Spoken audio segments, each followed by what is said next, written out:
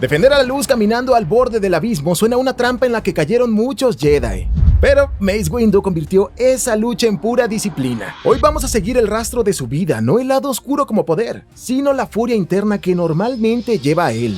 Y al final de este video vas a descubrir que su famosa agresividad fue probablemente el control más grande en la historia de la Orden, y la única razón por la que pudo enfrentarse de tú a tú con la encarnación del mal Sith sin convertirse en él. Yo soy Mike Rojas y empezamos, muñeco. Pero para entender a la leyenda, primero tenemos que ver al niño que sobrevivió. Todo arranca en Harun Kal. Es vital entender este lugar, un mundo donde la civilización vive en tensión constante con una selva brutal, cargada de toxinas naturales. Mace trae ese instinto defensivo en la sangre, pero cuando llega al templo Jedi, los maestros notan algo que lo separa del resto de sus iniciados: su percepción. En el canon actual se muestra que tiene una capacidad extraordinaria para detectar tensiones, conflictos latentes y puntos de ruptura en situaciones complejas. Vivir viendo lo frágil que es todo, sabiendo que si presionas en el lugar incorrecto el mundo se rompe, te quita la inocencia muy rápido. Por eso, desde chico era serio, no por aburrido, sino por el miedo constante a quebrar algo. A diferencia de otros que encontraban paz fácilmente, él tuvo que luchar contra su propia naturaleza intensa.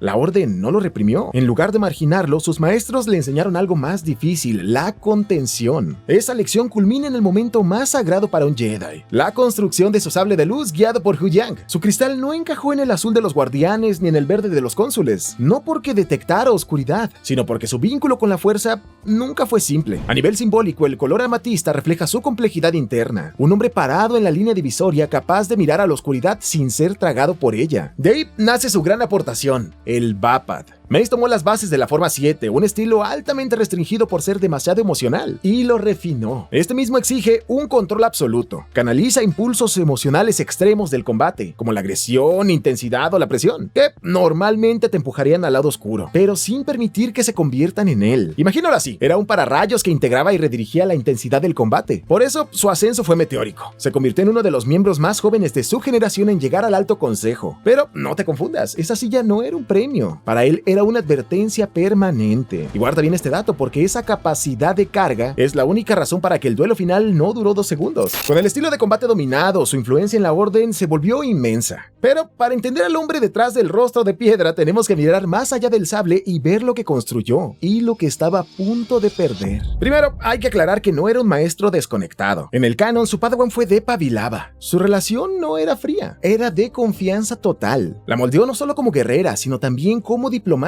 Verla a su lado en la Cámara del Consejo era su mayor orgullo personal, la prueba viviente de que su filosofía funcionaba. Ella era su legado, pero ese asiento tenía un precio altísimo. En esta época, Yoda era el guía espiritual, pero él actuaba en la práctica como el brazo operativo del Consejo. Aceptó esa carga porque para alguien nacido en el infierno selvático de Harun Kal, la República, con todos y sus defectos, era la única barrera que evitaba que la galaxia se convirtiera en una carnicería. Es en este contexto donde Tales of the Jedi nos muestra la tragedia de su relación con el Conde Dooku. Eran dos de las mentes más influyentes y confrontativas de la Orden. Dooku era el idealista desencadenado e impaciente. Windu era el realista que sabía que si los Jedi actuaban por encima de la ley, se convertirían en dictadores. En misiones y debates clave vemos la fricción constante. El Conde no acataba los protocolos. Mace se aferraba a ellos. Para él las reglas eran el candado indispensable para evitar que la guerra los deformara. Ahí llega el año en que lo cambió todo: la amenaza fantasma. Él empieza a sentir un terror que pocos notarían. Una niebla oscura estaba cayendo sobre la Orden. De hecho, hay una escena clave donde le confiesa a Yoda: es tiempo de informar al Senado que nuestra capacidad de usar la fuerza ha disminuido. Esa frase es devastadora. Muchos se preguntan: oye, ¿pero cómo no vio que Palpatine era un Lord Sith? La respuesta es una ironía cruel. Su percepción le alertaba sobre la fragilidad del sistema, no de las personas. Cuando miraba al canciller, veía al único político capaz de mantener unida a la República. Su intuición no falló sola. Estaba siendo nublada por la niebla del lado oscuro y por su fe ciega en el sistema. En medio de esta crisis, Qui-Gon Jinn entra con Anakin Skywalker. El rechazo fue inmediato. No será entrenado. Es muy viejo. Qui-Gon se guiaba por la fuerza viva, mientras que él pensaba en las consecuencias sistémicas a largo plazo. Al ver al niño, creyó ver un espejo de todo lo que él había luchado décadas por suprimir: miedo, apego emocional y una falta total de disciplina. La tragedia golpea muy rápido. Los Sith se rebelan, acaban con Jinn y ocurre lo impensable: Dooku abandona la Orden. Este fue uno de los golpes emocionales más duros. Mace perdió un compañero intelectual, a uno de los pocos que lo retaba cara a cara. Se quedó en la cima del templo, sintiendo el vacío de la partida de un miembro importante importante y cómo los cimientos de la República se pudrían bajo sus pies. El conde soltó las riendas de su oscuridad. Él, en cambio, apretó las suyas más fuerte. Durante los siguientes 10 años fue un guerrero atado a una silla, viendo venir una tormenta que nadie más quería admitir. Pasó este tiempo de una paz frágil, y aunque él hizo todo lo humanamente posible por mantener la diplomacia, la cuerda se rompió. Y de hecho, él es quien advierte al canciller. We're keepers of the peace, not soldiers. Detesta la idea de militarizar la orden, pero cuando Obi-Wan y Anakin fueron condenados a la pena capital en Geonosis, el tiempo de hablar se acabó. Tuvo que tomar la decisión más dolorosa de su carrera: liderar el rescate. Justo cuando confronta a Dooku en el palco, el conde insinúa que se rindan. Mace corta de tajo cualquier negociación. Le deja claro que los Jedi no serán usados como monedas de cambio. En ese instante eligió la integridad sobre la supervivencia política. Vio caer a maestros veteranos como Coleman Trevor y a padawans nerviosos bajo el fuego incesante. De los cientos de Jedi que encendieron sus sables, solo una fracción salió con vida. Esa imagen, la de su familia siendo masacrada por seguir sus órdenes, es una cicatriz que llevó en silencio el resto de la guerra. Hay un momento que define su mentalidad eficiente: Jango Fett.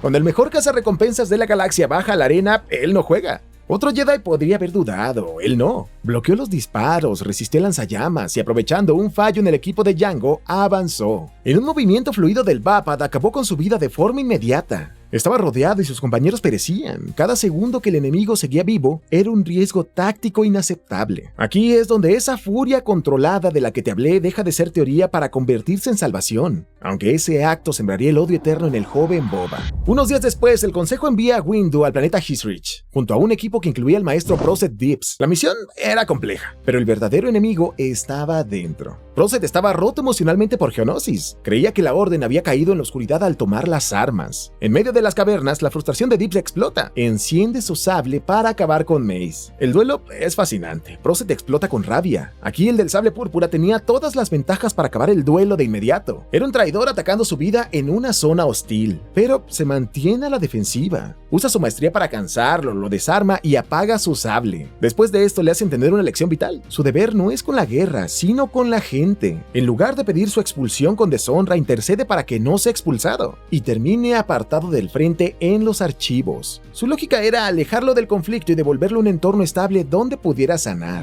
Con todo esto, la guerra estalló y la galaxia ardió durante 3 largos años. Para él, esto significó pasar de las cámaras del consejo a las trincheras. Es en ese punto donde el arco de Rylot nos regala una muestra de su liderazgo. Fíjate en su relación con el comandante Pons. No era de amo y sirviente, era de respeto total. En la batalla por la capital no manda a sus tropas a caer solas. Él va a la cabeza, usa la fuerza para neutralizar blindados, abrir paso a sus hombres, y lo más importante de todo, sabe cuándo dejar de pelear. Se sienta a negociar con Cham Syndulla, un radical que detesta a la República, tratándolo como a un igual. Ahí demuestra que su rigidez no le quita la humildad cuando la misión lo pide, pero el pasado regresa con Boba Fett. Cuando el joven derriba un crucero para intentar acabar con el Jedi, Anakin está furioso y busca venganza. Mace, herido y al límite, dice: me vio cuando lo maté.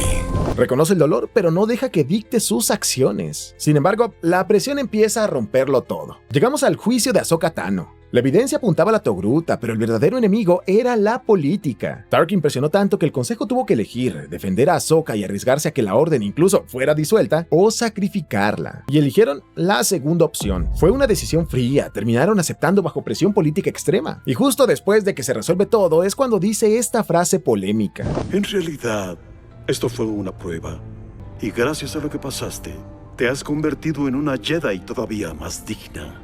Este fue un intento desesperado de encontrarle un sentido divino al desastre. Necesita creer que la fuerza tenía un plan, porque si no, todo es caos. El golpe final a su moral ocurre en la novela Dark Disciple. El consejo debate lo impensable: poner fin al conde Dooku. La regla Jedi prohíbe usar la fuerza con intención asesina. Sin embargo, Windu fue una de las voces que apoyó la misión. Y aquí está la verdadera tragedia. Sabía que estaba contradiciendo principios que había defendido toda su vida. Más que ignorancia, fue resignación. Empieza a aceptar que la guerra estaba empujando a la orden a decisiones que antes habrían sido impensables. Después de tantas batallas, ha visto caer a sus amigos y a sus alumnos. Por eso, cuando llegue el momento de enfrentar a Palpatine, ya había dejado atrás cualquier ilusión de pureza moral mucho antes de entrar a esa oficina. La compuerta estaba a punto de abrirse, justo como lo entrenó toda su vida. Pero antes de ver cómo termina este duelo de titanes, quiero hacer una pequeña pausa. Si te está gustando este contenido, me darías un montón de favor si le das like a este video y por supuesto también te suscribes a este canal. Recuerda, es totalmente gratis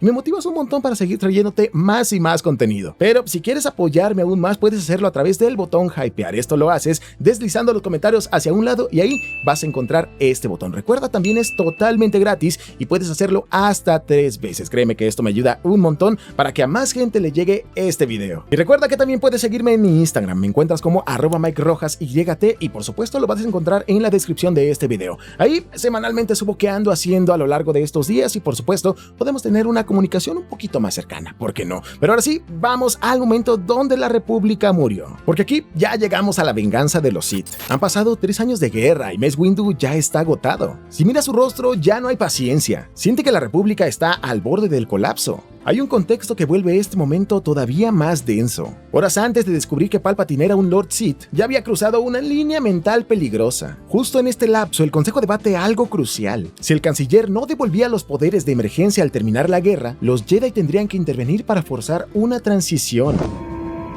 El Consejo Jedi tendría que tomar el Senado para garantizar una transición pacífica. En la práctica, esto significaba actuar fuera de la ley. Él lo sabía, entendía que la legalidad ya no estaba protegiendo a la República, sino sirviendo de escudo para su corrupción. Y aún así, aceptó esa carga. No porque quisiera poder, sino porque entendía que alguien tenía que asumir el costo de romper el sistema para intentar salvarlo. Ahí ocurre la ironía máxima. El hombre que nunca confió plenamente en Anakin recibe la verdad de su propia boca. Creo que el canciller Palpatine es un Lord Sith. Podría haberle dicho, oye, pues no te creo, pero no lo hizo. Miró al elegido y tomó una decisión. Confió en él. Le dijo lo siguiente: Si lo que me dices es cierto, te ganarás mi confianza.